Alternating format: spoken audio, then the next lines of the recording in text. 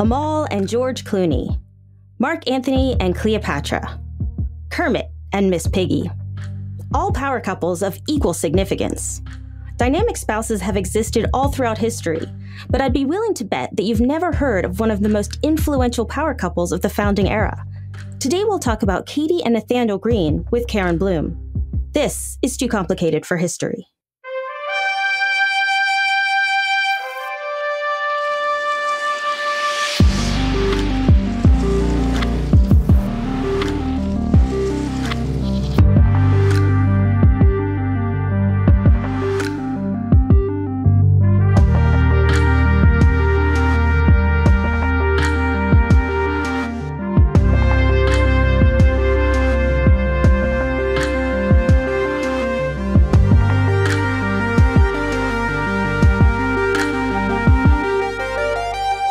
With us Carin Bloom. Carin is a public historian with undergraduate and graduate degrees in historic sites archaeology, particularly sites of the American Revolution. Thanks for being here with us today, Carin. Hey, thanks so much for having me. I appreciate it. So, Carin, I heard a little birdie told me that one of your particular interests is a woman named Caty Greene. Yes, absolutely. In my weirder moments, I think that I am she, reincarnated. But she's just a fascinating personality. And I found out about her when I came here to Charleston, South Carolina, and I've been fascinated ever since. I was talking to someone who's just a casual history fan. They read history books every once in a while. And they had no idea who Nathanael Greene, Caty Greene, the Greenes.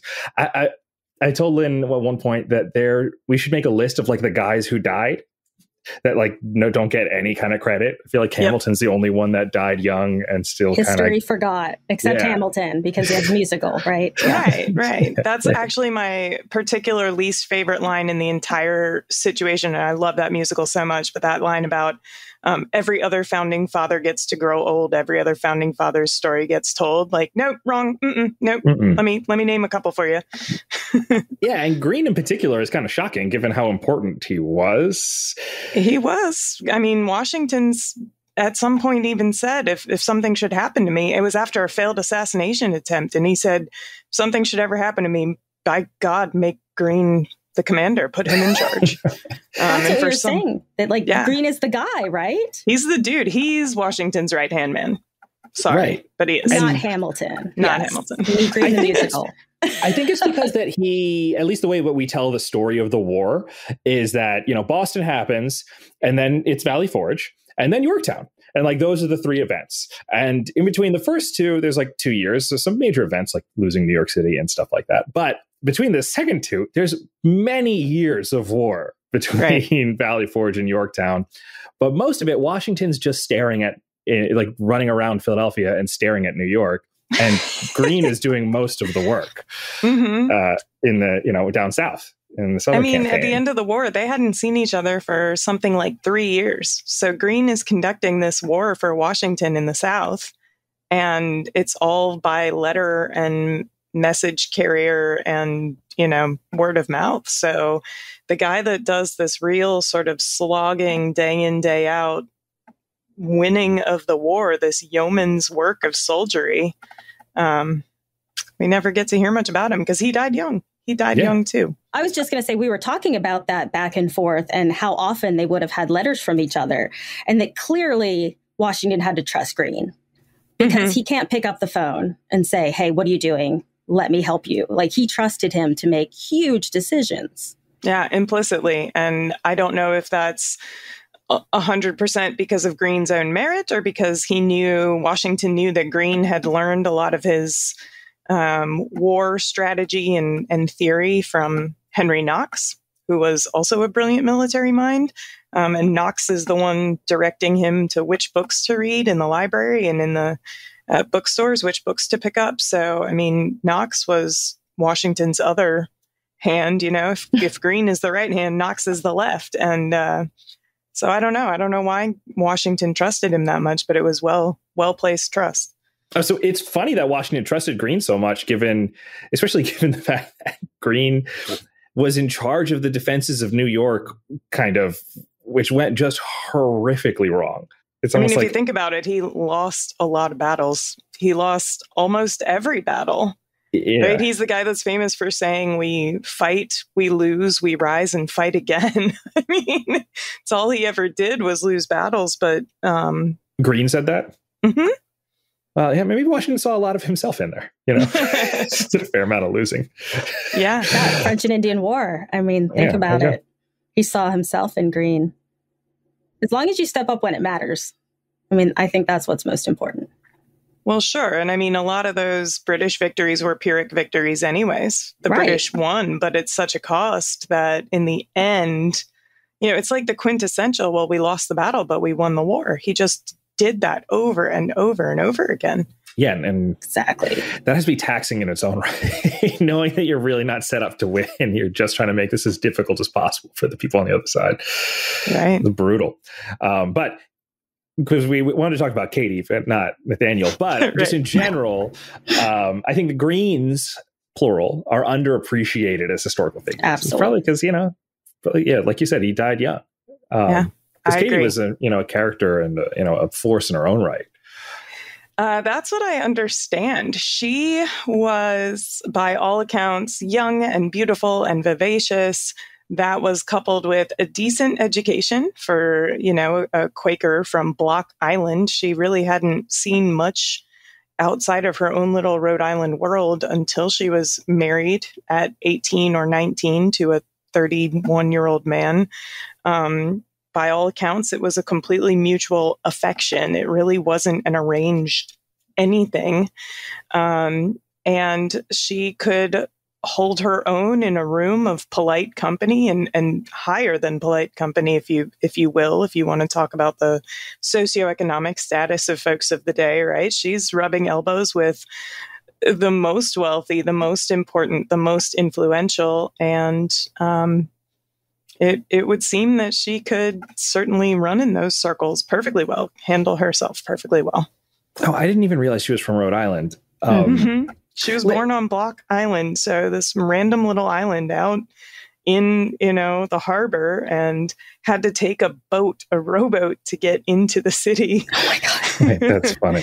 I didn't know Rhode Island had this reputation back then of being sort of like an unwieldy place. Because it's, today it's sort of like, oh, it's the littlest state. It's kind of how everyone knows it. But it was didn't the British consider it like relatively like ungovernable? Like they were sort of like, they just did their own thing, and like they didn't sign the Constitution.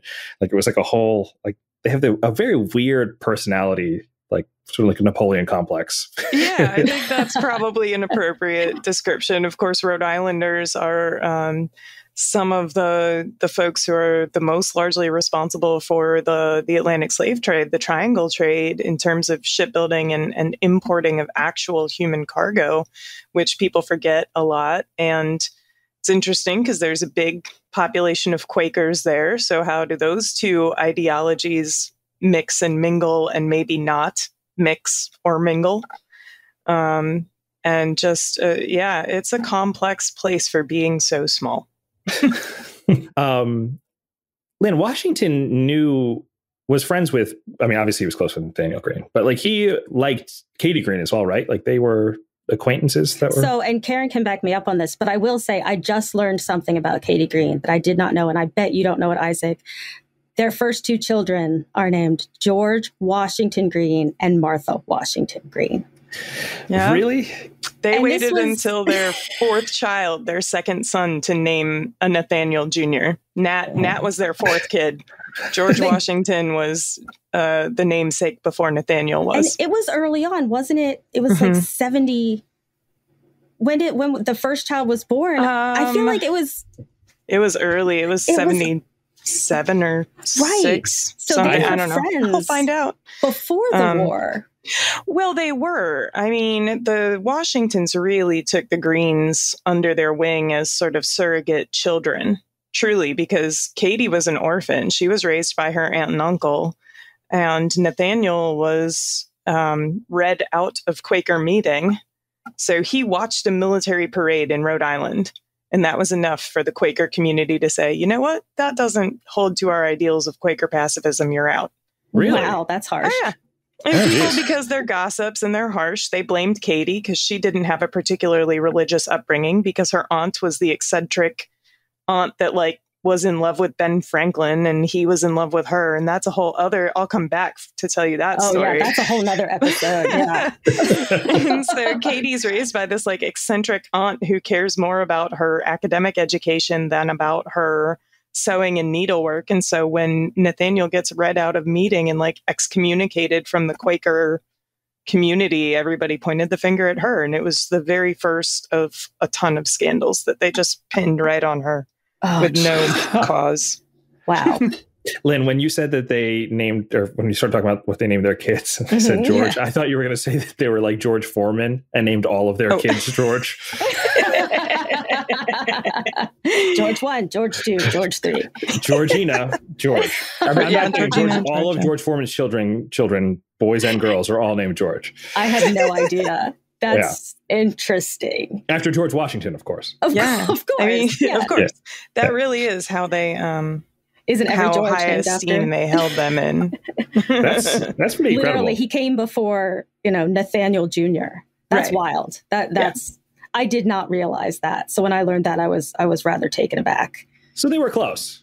They were a little close. And another thing I've learned about them through my work on Martha Washington, and you can verify whether this is accurate, that Martha didn't like to dance. That I know. But apparently Caty Greene loved to dance and George loved to dance with her. Yep. And apparently she was a very beautiful dancer. Yeah, there was talk, and I don't know the specific reference, but somebody wrote a letter talking about the general, His Excellency General Washington and Mrs. Greene dancing at Valley Forge for 3 hours without sitting down. And when I interpret that, just to make it a fun little story, I mentioned to folks that His Excellence the General is a lovely dancer and that we danced for 3 hours straight. And if you should ask the General about that and he tells you that I'm the one who sat down first, I should tell you that he is either very forgetful or quite a liar. That I most certainly was not the one to sit for refreshment first. But that's true. Martha, just sort of looked on as a lovely matron figure. And Nathanael didn't like to dance either. He would always dance the first dance with her because that's what was polite. Mm-hmm. But he had a limp from a childhood injury. Oh. It caused him to not be elected a captain in his local militia, the Kentish Guards. They said, his unit said that it would be an embarrassment to have a captain with a limp, and they chose not to elect him for a promotion. And he's the only person in the history of the United States Army still to this day that went from the rank of private, he was a private in the Kentish Guards in the militia, to the rank of general without running up the ranks in between. And it was because of that damn limp. Well, I hope the head of the militia who rejected him was still alive when he became the general. Right? Well, yeah, it was only a couple years later. It was only a couple years later, but because of that limp, he was really self-conscious for truly the rest of his life. And one of the things it prevented him from doing was dancing, in his estimation. So he was perfectly happy, from what I understand, to just hand her right off to the general and watch them dance. To clarify for the presentist people in the audience, dancing they weren't like bumping and grinding. Like that's not what was. Right. Yeah, like it's not. It's fancy walking. Yeah, for anyone picturing something a little bit more risque, it wasn't like pulling an Akon down in the Bahamas or something like that. he was. It's like it's choreographed, right? It's kind of like square dancing. I feel like. There's some parts of that's what it reminds me of when I've done the 18th century dancing. It's got some of the same moves. For anyone in your audience who might be history nerdy, there's a modern equivalent called contra dancing. It's basically the modern equivalent of the English country dance that was popular in the 18th century, but it's all choreographed. It's fancy walking. You have to walk in a particular pattern with other people. Fun. Yeah. What kind of music does it go? Is it with classical music or? I mean, I think it's pretty much the same as some of the old dances. It's they're lively. Not trying to bring in like 80s music. and 90s music. That they're not like doing that to Lady Gaga. Okay. Oh yeah, no. It's two traditional tunes. Yeah, it's really pretty unchanged except for the name, from what I understand. I mean, I don't know. I do more English country dancing than contra dancing. Weird. That sounds like something that the people who run the town in Footloose would have been cool with. They're like, you can't dance. Exactly. You can contra dance. Here are the approved steps. Yes, this is wholesome. You can keep your 3-foot distance. There's this is a very weird reference, and I'll keep the story short, but Baz Luhrmann's first movie, he's the guy who did Les Mis, and he actually, and a bunch of other really good movies, is a movie called Strictly Ballroom, where it's ballrooms, very, very formal ballroom dancing, and then there's this one guy who just wants to dance his own steps. And that's the only, every time we talk about 18th century dancing, that's that movie that pictures my I love it. I've heard of it, but I've not seen it. I'm going to have to go find it. It's really great. It's set in Australia. There's a reason they did the accent, but it's very good. So they danced a lot, and it would be during the war, did Caty go, because that was in Valley Forge, you said. So like she was visiting the encampments during winter quarters. Not really just during winter, but like in the off season. Yeah, I mean, apparently it was her favorite thing. She got lonely. She was a social creature at heart. She got lonely. She got bored. She loved a good excuse for a shopping spree, which every single trip to a winter encampment always was. The poor woman was always in a different stage of pregnancy. So I feel like she can get away with it, justifying a new shopping spree, a new wardrobe, because it's like, well, I'm like only a little bit pregnant right now, or, oh, I'm really pregnant. She gave birth at the barracks at Morristown the winter after Valley Forge. Like, she entrusted her child birthing to the army surgeons at Morristown. That winter was tough. Yeah. Too. So she was a tough lady. Nathanael all the time tried to tell her, don't come to this particular encampment. Don't show up here now. It's dangerous. And she would only ever be like temporarily put off, right? I mean, you guys, you know these women. It's like, okay, honey, like I'll sure, I'll do what you say. Then you show up anyway, just a couple weeks later than you felt like. So she was very headstrong. And I have to imagine he was happy that she showed up. I mean, just reading with George and Martha, how other generals would say he's in such a better mood now that Martha's here. I mean, I have to imagine it's like that with Caty. Yeah, absolutely. We have similar letters from guys here in South Carolina saying that, it's like he aged backwards 5 or 10 years since she's been here. He's all smiles again. His complexion is better. He's not as tired. He's not as harried. She is the light in his life, which is really cool to hear about. And, a lot of them burn their letters. I think that happened a lot with the Greenes too. But the ones that survive are really tender and really a little bit more, I think, I don't know. I mean, wouldn't you find that they're a little bit more, I guess, is explicit is the word I want to say, but not in that scandalous way. They're direct. They aren't, they don't hide their meaning. If they love somebody, if they care about them with deep affection, that's exactly what they say. Right.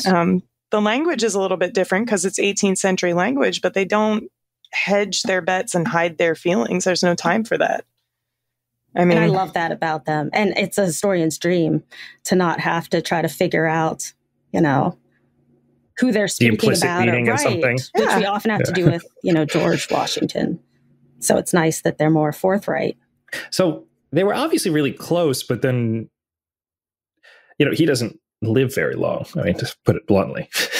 So what were the circumstances surrounding that? Just for those who don't know, around his death and her. So after the war, they were land rich and cash poor because, how do I do this quickly? Let's see.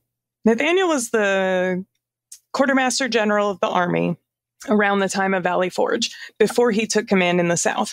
And during that time, he was spending his own money because Congress couldn't get it together to actually fund an army or a war. Some things, I'm telling you, history is just not that different from the present. True. It's just not. We think that it's so far away, and it's not. No. The past is not a foreign country. That's one of my least favorite expressions. No. It is not. And so then he gets command of the Southern Army. He was supposed to go and be commander over the fort at West Point, and that got rerouted immediately because there was such a terrible situation going on in the South. So he rides to the South. And even though he's not the quartermaster general anymore, even though he is actually in charge of the army now in the South, he finds the same supply problems. So he does the same thing. He pitches in his own fortune to supply the army because they're hanging on by a thread. They're mutinous. They're leaving. They're sick. They're dying. It is bad news bears all over the South. So he puts up his own money to try and supply them. And it's a much worse situation now because he already went nearly destitute several years ago at Valley Forge. So it's just compounding issues. So by the time the war is over, he doesn't have any money. And he owes a lot of creditors, specifically in the city of Charleston, and they are banging down the door. So they can't go back and live in Rhode Island. The house passes to his brother. I don't know what's going on with their businesses there, but he ends up in the South going, all right, I got to make a go at being a rice planter or else I'm never going to pay off these debts. I'm screwed. And what does a Rhode Island Quaker, merchant and blacksmith or, iron forger know about rice planting? Right. Absolutely nothing. So they make a go of it at Mulberry Plantation, and the circumstances of his death are totally weird. He went and visited a friend of theirs, a different plantation nearby in Georgia. So their plantation, Mulberry Grove, is outside of Savannah, Georgia, right next door to Mad Anthony Wayne, who is delighted because Anthony Wayne is perpetually in love with Caty Greene. Who wouldn't be? The guy is not in love with his wife. He's in love with Caty Greene. There's 5 people in line for Caty. So I don't think there were very many sad people when Nathaniel died at the age of 44. Anthony Wayne was one of them. He said, he sat vigil for Nathanael Greene and said, I have seen a great and good man die. But anyway, so in June, Nathanael Greene is visiting a friend's rice plantation, and they go walking out onto the rice fields to see how everything is going at the neighbors. And he remarks on what a hot day it was, and he didn't have a hat. Well, on the way home, he develops a headache in the carriage, and the headache never goes away. It only gets worse and worse. She calls a doctor. He does some bloodletting. Super effective. The headache gets worse. She calls a different doctor. He lets even more blood. And by the 19th of June, Nathaniel is dead at the age of 44 of sunstroke, basically. Good heavens. It's an epically tragic and mundane way for such an important guy to go, isn't it? It's this huge hero, this war hero who put his own money on the line to help create this nation. Yeah, and his life and the lives of so many men. And it's he was taken out by the sun. Damn. Oh, man, that that's is brutal. Heartbreaking. It is. I mean, it just goes to show you, they're like, oh, you have a headache. Let's just drain you of your vital fluids. Blood. Yeah. I mean, Humeric theory, man, it's incredible that lasted as long as it did. Right. But instead of, sucking his blood out, they should have pumped water in. But they didn't. I mean, they didn't. They did their best with what they knew. I mean, 200 years from now, they'll be like, you guys did what?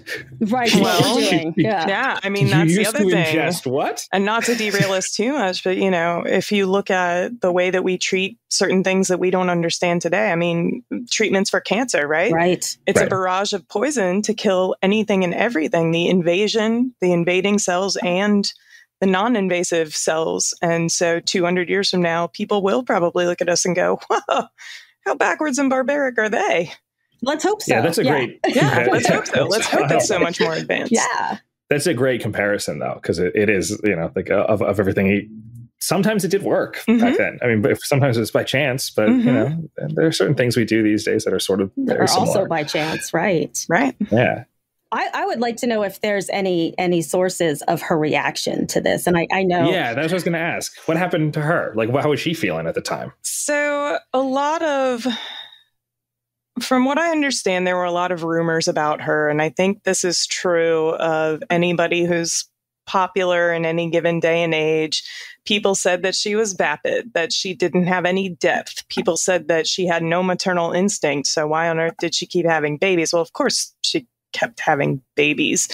She was infatuated with her husband and he was with her as well. So of course, that she didn't care at all for him because she was so involved in flirting with all these other men and these junior officers. And she was even accused of adultery at one point and of having a child that wasn't Nathaniel's. And all he ever did, I mean, he teased her about it sometimes. There was once or twice that they apparently, through their letters, you can see they got into like little spats of trying to make each other jealous. Kind of like Twitter wars. So she says something about a nice, party that she had while he was off on the battlefield, freezing and starving. And she talks about this nice evening that she had with, Jeremiah Wadsworth or whoever. And so he comes back and says, well, I'm here with the Lady Sterling. And Kitty Sterling is just the most accomplished young lady. And it's really delightful to be in her presence. And it's like, wow, you guys are petty.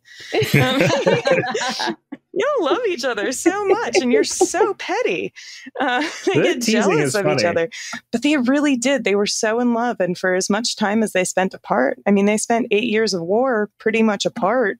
And it made the times that they were together all that much sweeter, I understand, from the few letters that do survive.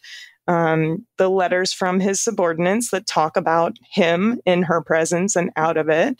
And then, when she's left alone, it's like she's widowed at the age of, I think, 31. Gosh. Or maybe 32 with 5 children and no fortune and incomplete debt. And he hadn't been able to make any payments to any of his debtors in Charleston by the time he died. So she's left with a plantation and 5 kids and a tutor and a bunch of men who are willing to be her legal representation because she can't speak for herself in Congress to try and get his pension. So, she has to take care of the family. She has to take care of the plantation, but she can't legally do anything to really do that. Right. I mean, she was a single parent for 8 years, essentially, because when she was with him in camp, she almost never brought the kids. Almost never. Sometimes a couple of them would come with her, but almost never brought the kids. So it wasn't until 1783, when they all go back to Rhode Island together, that he actually literally meets his entire family. He hasn't even met some of these kids. Wow. You're kidding. And by 86, he's dead.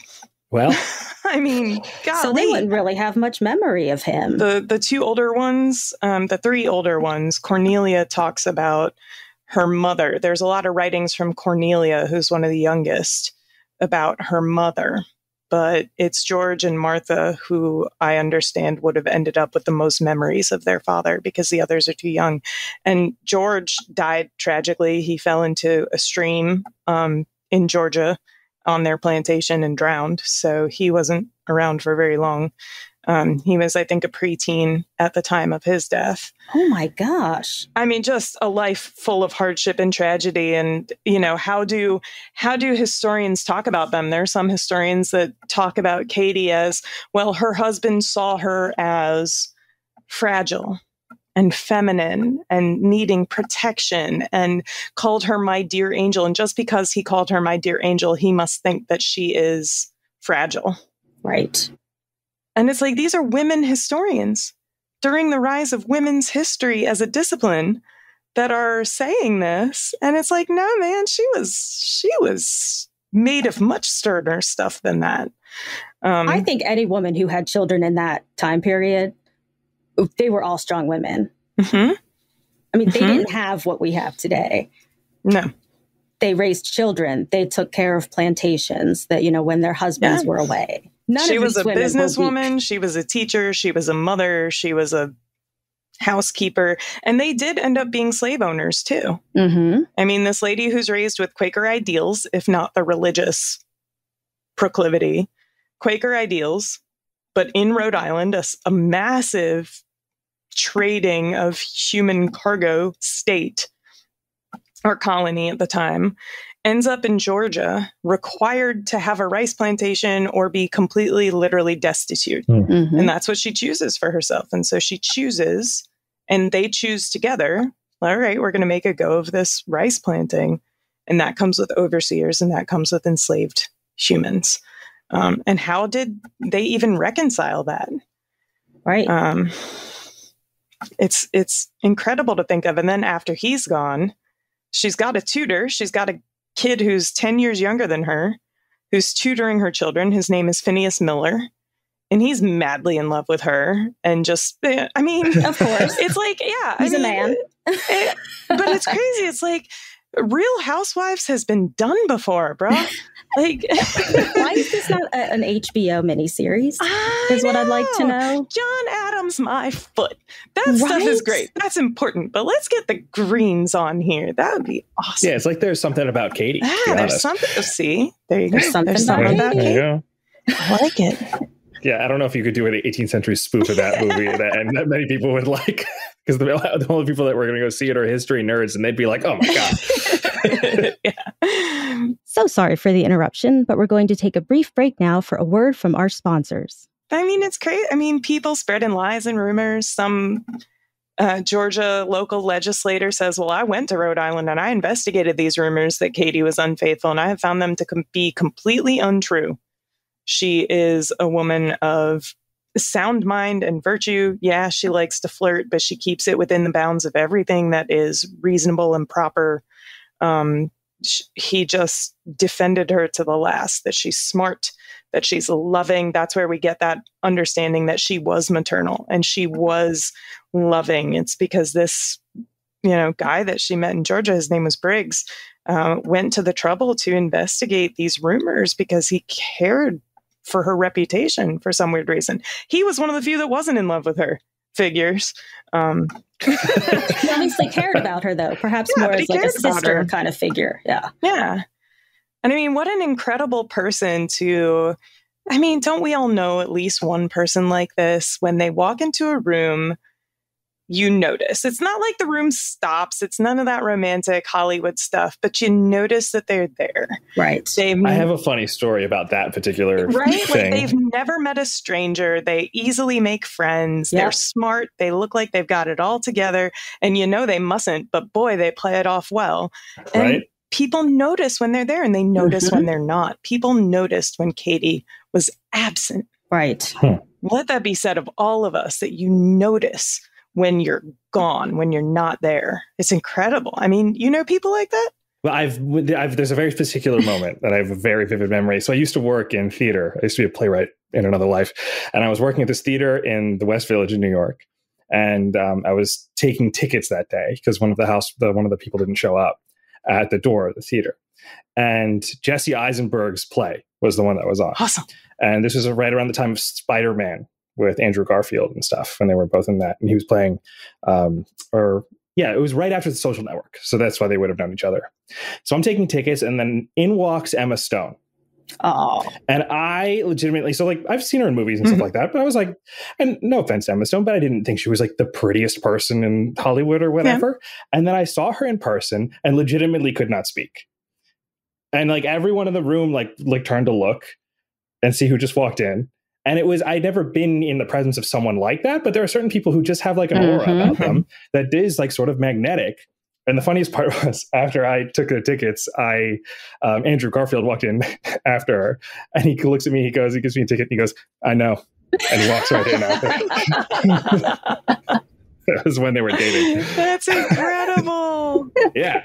But yeah, it's like that. It's like, literally like as soon as someone walks into the room, everyone's attention goes to them. And they're sort of the center of attention wherever they go. Yeah. It sounds like Caty was like one of I think she was. I really do. Yeah, and that's explains the haters. It definitely explains the haters. Yeah, for sure. And there were plenty of them. And it was like you were either in her posse or you were mad about it. Right. Now, I have a question, because you said that it's a rice plantation. Now, the one thing that Lynn told me that we would like to touch on that's a little bit like, is it like that was important, is about a machine that is invented later on, but that has nothing to do with rice. Yes. So do they end up does she diversify that plantation? And before we reveal to the audience what the big thing that we're about to talk about is, but it is important. Yeah, I don't think that it was their particular plantation that got diversified. She ended up marrying Phineas Miller. So she became Catharine Littlefield Greene Miller. And when she married the 10 years younger than her tutor, Hey, Cougar, I'm telling you, I love this woman. When she married the 10 years younger than her tutor, he became stepdad and not tutor anymore. Right. Right. And one of the reasons it actually took them quite a while to marry, because she did want to settle Nathaniel's estate, and she wouldn't have had any claim to his pension at all. As it is, she only got a fraction of it, but she wouldn't have had any claim to his pension at all if she had married before receiving it. So she stayed single so that she could own property and receive this pension legally. And then they got married. And so when Phineas wasn't the tutor anymore, they needed a new tutor for the kids. And the one that they hired happened also to be an inventor. So I think that he was looking into this invention and this machinery prior to coming to live at their estate. Gotcha. But Lynn, do you want to reveal to all of the people who had, I guess, middle school U.S. history who we're talking about? Because it's a recognizable name. I hope people recognize the name. But before I reveal it, I do want to say that one thing that Isaac and I were talking about earlier, and we know a lot of historians hate what ifs, but the things we were thinking of, what if Nathanael Greene had not died? Yeah. And this would have impacted the creation of this very machine that thus impacted the entire world. And of course, we're talking about Eli Whitney and the cotton gin. That's right. And just so people understand what the cotton gin actually is, Lynn and I were trying to think of earlier today singular inventions that had great effects on a global scale. Mm-hmm. So you can pretty much toss out everything from before like 500 or 600 years ago, because it wasn't possible to have a global impact before then. But in the last 500 or 600 years, there's a couple of things that had significant impact on like a worldwide basis. The printing press, the atomic bomb, the light bulb. The light bulb, yeah. I was going to say that. The cotton gin, I don't know where it is on that list. It's in that conversation. Yeah, for sure. Like it is in that's the level of invention. It doesn't seem like anything to us nowadays, but what, in the context of like what it did to the world, is after it was invented, the Industrial Revolution in England is a textile-based economy. The cotton that they were using to create those textiles came from America, being used by the cotton, or being cleaned by the cotton gin. It was the thing that allowed that explosion of productivity to happen. And just to put it in perspective, in the 18th century, the United States and Egypt actually produced the same amount of domestic cotton and had comparable amounts of arable land. We're just talking about the colonies, not talking about the whole United States. So it's not the entire South, but just the colonial South.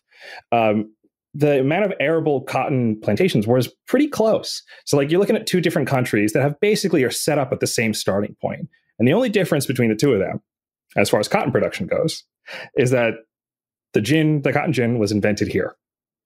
And it legitimately transformed the world in a lot of pretty remarkable ways. And Lynn was right to point out, in some absolutely horrific ways for the enslaved population of the United States.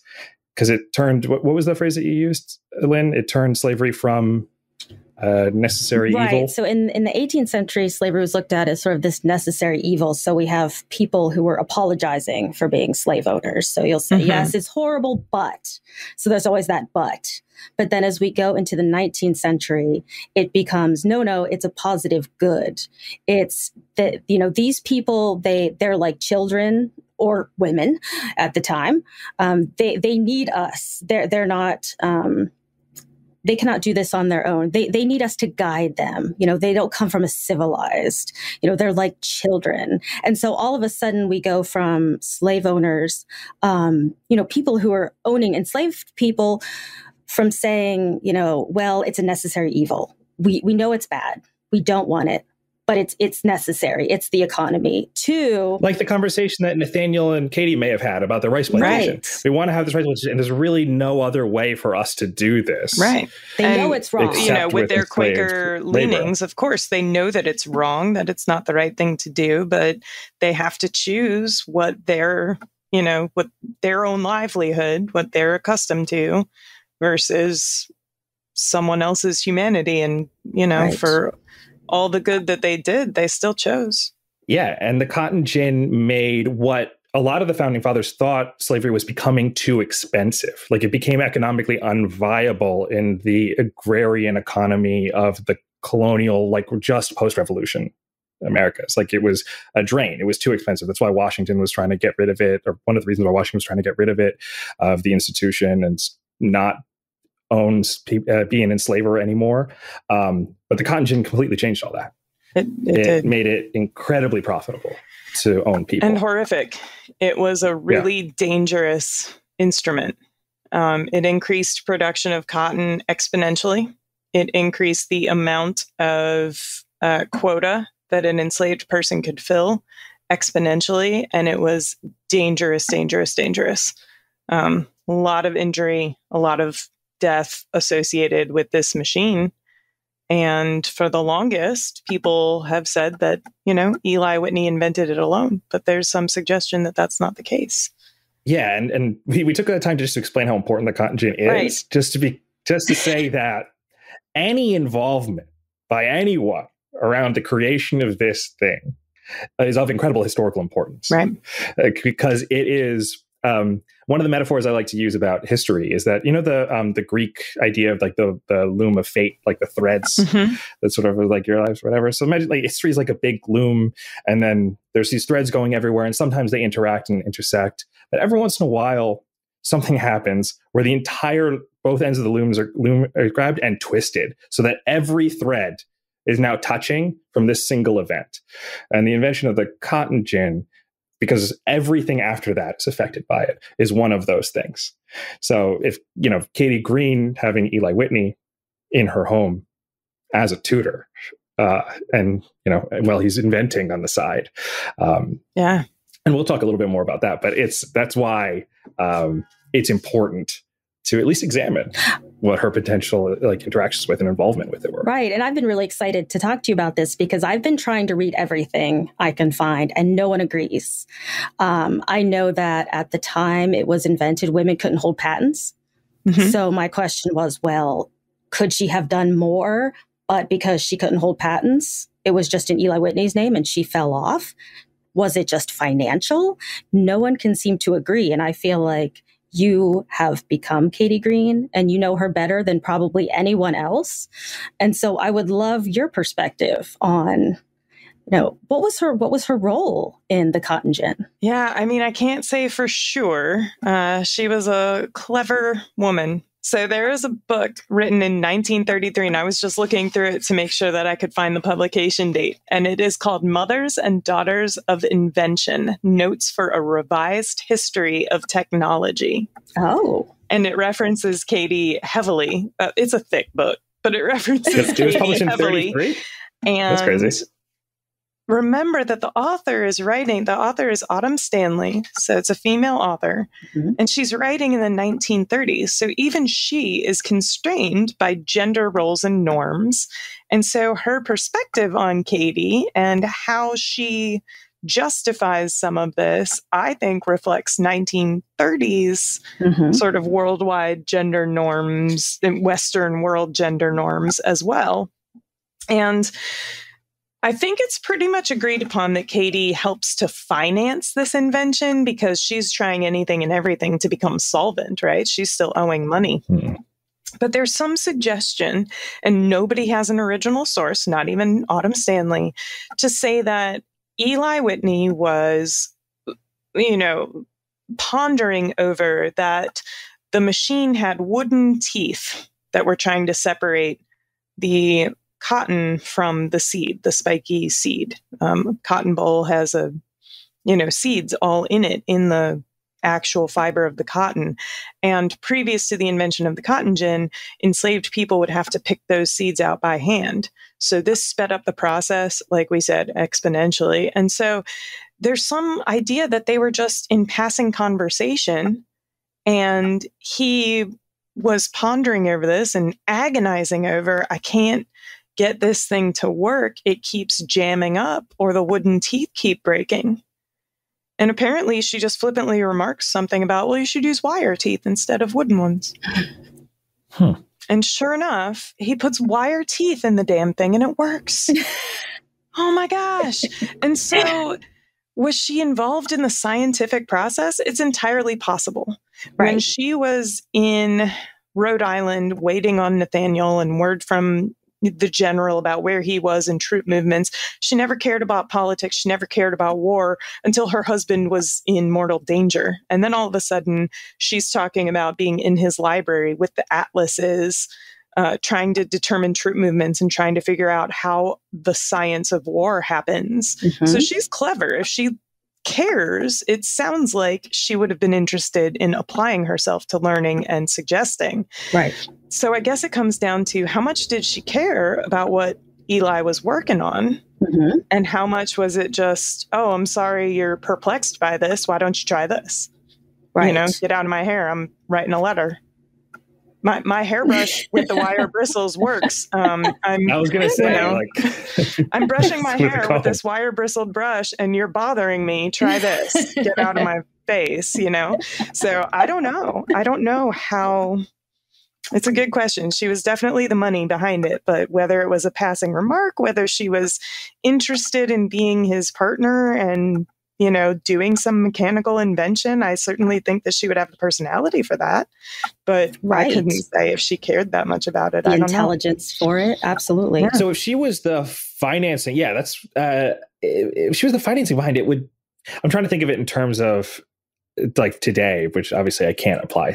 So if she was like, if I funded the invention of something, like then I'm like a part owner of that. Right. And so you'd think that if you had an idea about it, you want to see it succeed. So like, hey, try this. Right. Yeah. As like being a benefactor or an investor in something. Yeah.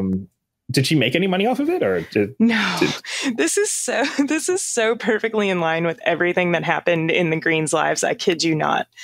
The man put his prototype in a barn and they went to Rhode Island to settle, or up to the Northeast to, I don't know, get visiting or settle more estate matters or do something legal or I don't know what, before he filed a patent. Kid you not, somebody broke into the barn, stole the prototype, and others made prototypes too, and they never filed a patent on it before like a billion other people had filed a patent on it. So they didn't even make the money off of the invention of a world-changing machine. Oh my gosh. Are you kidding me? Wow. That's crazy. I'm surprised he even got credit for it. Well, exactly. That explains a little bit more why like the more well-rounded part of the story isn't told, because even just giving him credit for it is a step towards like some level of historical accuracy. That's crazy. His name is still, I don't know about school children today, but that's the one thing I remember. It was Eli Whitney Cotton Gin. I mean, those were the two concepts that I remember. So there was a lamp that was produced in France. It's called an Argand style lighting device. And it was produced starting in the late 18th century. Thomas Jefferson was a huge fan of it, brought them home from France and popularized them in America. And the Frenchman who invented it, Ami Argand, his name is still associated with the device, but he never patented it either. By the time he got around to patenting it, there were like 500 other patents in the world, not even an exaggeration. And so all these other people were making these exact same style lighting device that each lamp threw off 8 to 10 candle power. Oh, wow. And so his name is still associated with the lighting device, but he never, made the millions or thousands off of it that he probably should have. So I don't know. I assume that there was some recognition that this invention was stolen from where it was stolen from. And while the legal process of stopping patents that are filed probably couldn't happen, it seems to me that everybody knew where it came from, and that must be why it stuck. But there is precedent for it. Huh. That's wild. Yeah. And incredibly unfortunate. Yeah. This is, copyright your work, people. Right. Copyright your work. Issue your patents. Yeah. File your patents. Yeah, exactly. Go file your patents. This is a very weird tangent, but Amazon actually filed, I think it's Amazon. Amazon filed, or maybe it might have been Google, one of the big tech, one of those people. They filed a patent on a 3-point lighting setup, which is just 3 lights, like what every photographer has been doing for 100 years. Right.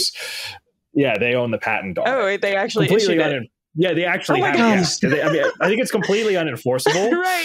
But yeah, but the funny thing is the way it's described is sort of like, oh, in all these ways that don't acknowledge the fact that this is just a standard thing that's been done for forever. Yeah, very funny.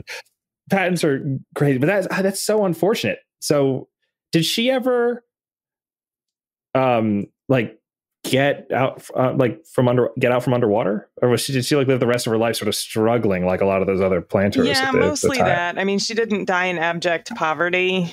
But she certainly didn't enjoy she enjoyed the social status, but not the wealth. People really always, for the rest of her life, acknowledged her as, the widow of General Greene, even when she was married again, venerable lady, a member of society.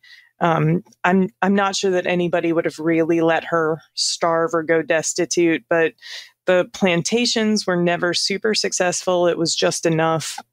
And she Phineas never wasn't really a businessman. Yeah, it was never the extravagant existence of her youth ever again.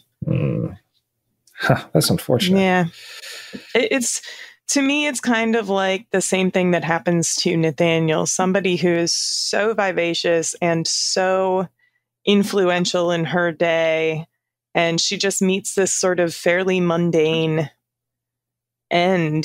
Just sort of it's. With a whimper, it just fizzles. And it's waiting in primary sources that I haven't read yet because this is a passion project for me. So it's like I'll get to the Nathanael Greene homestead or the little Rhode Island historical societies that are probably housing his papers somewhere when I can.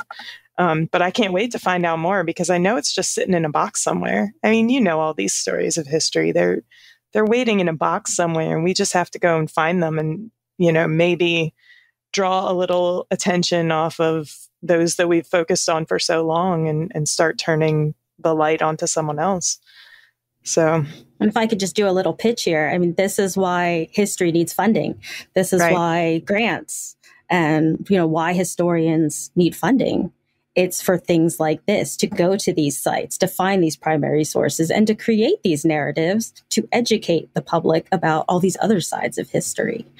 Yeah, and if you're, no matter where you're listening to, I bet you probably within a 2 or 3 hours drive of where you are, doesn't matter where you are in the country, there's probably a historical society somewhere sort of putzing along with some big library of, all the papers of someone who, like Caty and Nathanael, had a significant impact on history that no one goes to visit. Right. And they have like one everywhere. part-time employee. And right. And they're open on Tuesdays and Wednesdays from 2 to 4. And the collections are crumbling into dust because they're not funded well enough to, archive them properly. And it might be hyperbolic, but eventually we're going to lose those stories. Absolutely. And I know that we don't want to, right? That's how we connect with our past. That's how we know who we ourselves are, is by telling stories to each other about ourselves and our ancestors and how they interacted with each other. I think history is enjoying a brilliant moment where we get to do that much more completely than we did in the past. We can really look at the good and the bad and the ugly. And we should. We've never had a chance to really do that before. Right. And not shirk away from those things. Because it's okay to say that, hey, there's no excuse for owning people. There's no excuse. For being an enslaver. There's no excuse for that. But this is still a person who had an interesting life that deserves to be examined and we can learn from. Well, right. How can we do better? Because slavery now is worse than it ever was before. And it's completely illegal worldwide.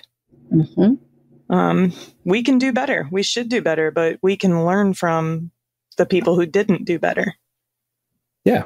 Like, don't leave your prototypes. Don't leave your prototypes in an unlocked barn or even a locked one. Gosh, file your patents. That's very good. Yeah. Tagline, file your patents. Yeah. What did we learn from the Caty Greene segment? File your patents. File your patents. Lock your garages and file your patents.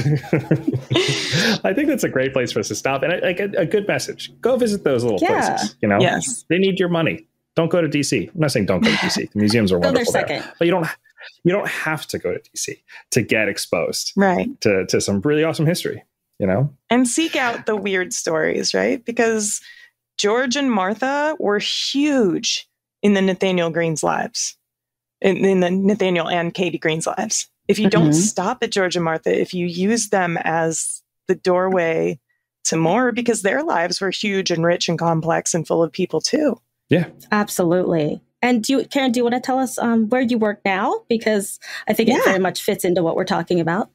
Sure. I work for the Historic Charleston Foundation. I'm the manager of education and programming, and I am thrilled to help administrate 2 house museums, which are sites. They're urban sites. I can't really call them urban plantations because the definition of a plantation is like industrial production of a product, but they're absolutely urban landscapes of oppression. They're absolutely sites of slavery that are being interpreted as such. And I'm rebuilding the education program there. It was great before. I'm just updating it and, bringing it into something that I find a little more meaningful. And we're going to do great things there and really embrace a digital program and all sorts of fun stuff. So shout out to Historic Charleston Foundation. I'm excited. Yeah, you're a one-person history machine, because not only do you do that, but you have your social media, which you're going to share with us. You started a book club. Yeah. You have all of these cool programs that you do. One is about, and I know everyone will love this, about historic alcohol. I know you've done Madeira, you've done rum. I mean, come on, who's not gonna want to? I try to pitch people a Madeira all the time. Oh my gosh, because I got into it after I started researching George. Because you have to try it, right? Yeah, you got to try it. It's enjoying a revival right now. People are getting back into Madeira and port and the fortified wines. But yeah, colonial. Well, I mean, we call it colonial cocktail hour, but they really weren't into mixed drinks. But anyway, yeah, absolutely, I'm into that. There's really interesting stuff. It was a huge part of life in the colonial era, just like it is today. See, nothing changes. Exactly. People drank. And what's so cool is you go to events as well. And so people can come and see you do these things. They can meet Caty Greene. Absolutely. They can meet Caty Greene. Caty Greene can come to their school or to their, program. And that's my favorite. I love doing that, going and hanging out with kids as Caty Greene. Oh my gosh.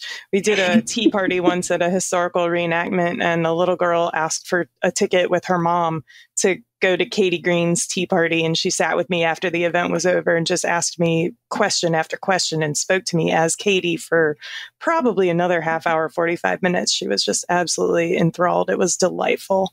And that child loves history. And that child, I hope, will not forget that. I hope she goes away and loves history for the rest of her life. Yeah. Yeah, it's a wonderful thing. So I'm a big fan. I'm a big fan of public history. But do you want to let us know, your social media, your website, anything like that? Where can our listeners go find you? Absolutely. So probably the easiest would be at my Instagram.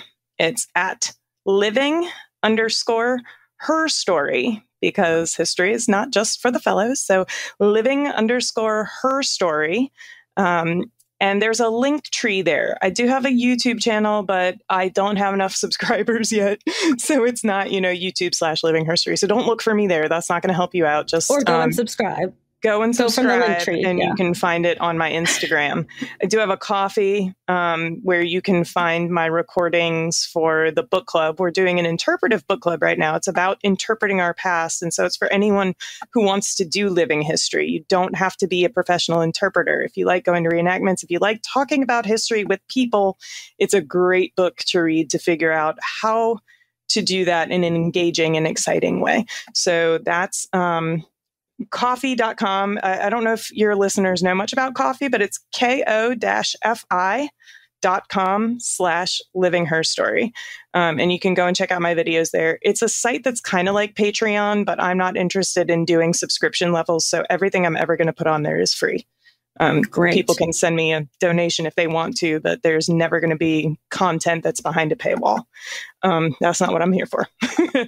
And then, events, livingherstorian@gmail.com is my email. And everybody can find all of that in my link tree on Instagram. So living_herstory on Insta, and you can find all of that. Yeah, we'll provide links to this when we share it on our social media and stuff like that. So you'll be able to find Carin wherever you most desire. I'm everywhere.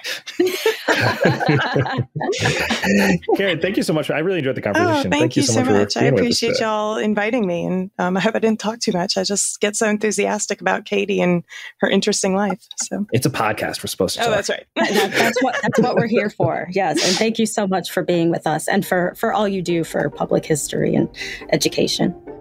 Thank you. I appreciate y'all. Thank you for listening to the full episode of Too Complicated for History. We hope you enjoyed the episode, and if you did, please leave us a review on Odyssey, Apple Podcasts, Spotify, or wherever you get your podcasts. Be sure to follow us on our social platforms at 2C4H_podcast, or check out our link in the description. This will keep you in the loop for show updates, new episodes, and exclusive content. See you in 2 weeks for our next episode about Philadelphia socialite Elizabeth Willing Powell. Too Complicated for History is a podcast from Primary Source Media. Produced by Patrick Long and Lynn Price Robbins. Edited and mixed by Curtis Fritsch. Opening theme music by Sheena Biratello.